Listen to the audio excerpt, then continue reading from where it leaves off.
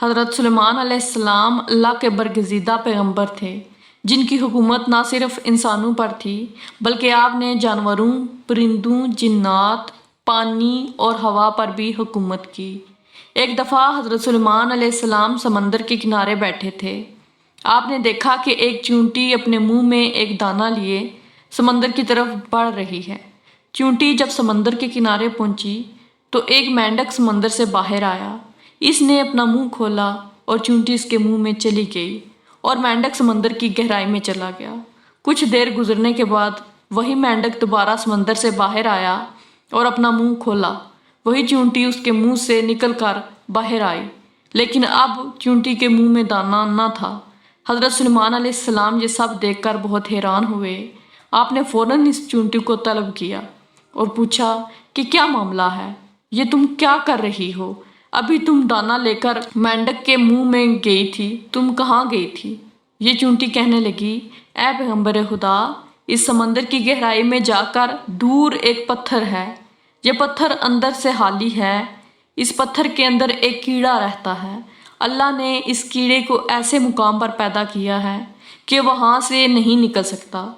وہی اس کی کل کائنات ہے۔ مجھے اللہ نے اس کام پر مقرر کیا ہے کہ میں اس کو کھانا پہنچاؤں۔ اللہ نے اس مینڈک کو مأمور کیا ہے کہ مینڈک روزانہ مجھے اپنے منہ میں لے کر پانی سے ہوتا ہوا اس پتھر تک لے جاتا ہے۔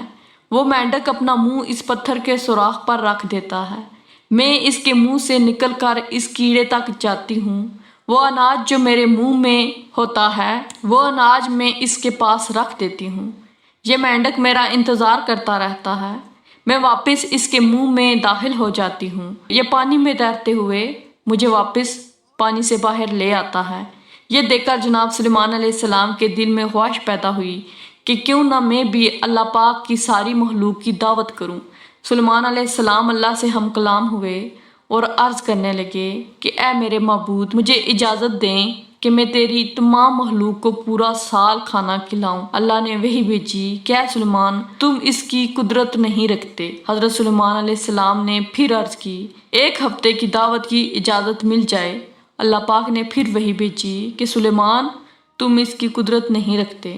حضرت سلیمان علیہ السلام نے تیسری مرتبہ پھر فرمایا، اے میرے پروردگار، مجھے صرف 1 دن کی ہی اجازت دے دے کہ میں آپ کی تمام مخلوقات کو کھانا کھلا سکوں۔ اللہ تعالیٰ نے تیسری مرتبہ پھر فرمایا، اے سلیمان، تو اس پر قدرت نہیں رکھتا۔ بہرحال اللہ تعالیٰ نے سلیمان علیہ السلام کو 1 دن کی اجازت دے دی کہ وہ دنیا کی تمام مخلوقات کو کھانا کھلائیں۔ آپ علیہ السلام کو اجازت مل گئی تو آپ علیہ السلام نے تمام جنات اور انسانوں کو حکم دیا کہ وہ تمام کے تمام ان چیزوں کو جو زمین پر حلال ہیں، یعنی گائے، بیل، بکریاں، دمبے وغیرہ وغیرہ، اور ان تمام چیزوں کو جو جنس حیوان میں سے ہیں، یعنی پرندے، چرندے، ان سب کو جمع کر لیں۔ جنات اور انسانوں نے مل کر ان تمام چیزوں کو جناب سلیمان علیہ السلام کے سامنے پیش کر دیا۔ بڑی بڑی دیگیں تیار کی گئیں، پھر ان جانوروں کو ذبح کیا گیا اور ان کو پکایا گیا۔ اس کے بعد دسترخوان پر کھانا لگا دیا گیا۔ دسترخوان بھی ایسا کہ اگر ایک طرف سے ایک آدمی گھوڑا دوڑائے تو دوسرے کونے تک جانے میں اس کو 2 ماہ لگیں۔ اتنی ہی اس دسترخوان کی چوڑائی بھی تھی۔ جب تمام چیزیں تیار ہو چکیں تو اللہ تعالیٰ نے جناب سلیمان علیہ السلام کے پاس وحی بھیجی اور فرمایا، اے سلیمان، تو مخلوقات میں سے کس سے دعوت شروع کرے گا؟ اب سلیمان علیہ السلام نے فرمایا، اے میرے پروردگار، میں دریا کے جانوروں سے شروع کروں گا۔ تو اللہ تعالیٰ نے سمندر کی ایک مچھلی کو حکم دیا کہ وہ حضرت سلیمان علیہ السلام کی دعوت کھائے، کیونکہ آج ان کے لیے حضرت سلیمان علیہ السلام کی طرف سے دعوت ہے۔ مچھلی نے سر اٹھایا اور دسترخوان کے ایک طرف سے کھانا شروع کر دیا۔ وہ کھاتے کھاتے دوسری طرف پہنچ گئی، یہاں تک کہ مچھلی سلیمان علیہ السلام کا تیار کردہ سارا کھانا کھا گئی۔ مچھلی کہنے لگی کہ میرا پیٹ نہیں بھرا، مجھے اور کھانا کھلائیں۔ اے سلیمان، آپ خوب جان لیجئے، جو کھانا آپ نے کئی روز سے بنایا تھا، جس کھانے کو آپ کو بنانے میں کئی دن لگ گئے تھے، اتنا کھانا میرا پروردگار مجھے 1 دن میں 3 مرتبہ پہنچاتا ہے، اور آج تک کبھی بھی اس میں کمی نہیں ہوئی۔ اس لیے اے سلیمان، آج میرے کھانے سے روکنے کا سبب تو بنا ہے، کیونکہ رزق تو نے اپنے ذمہ لیا تھا اور تو نے میرے کھانے میں کمی کر لی۔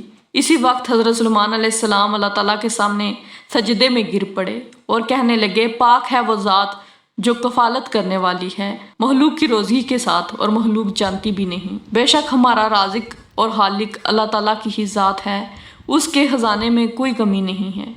وہ الگ بات ہے کہ ہمیں مانگنا نہیں آتا۔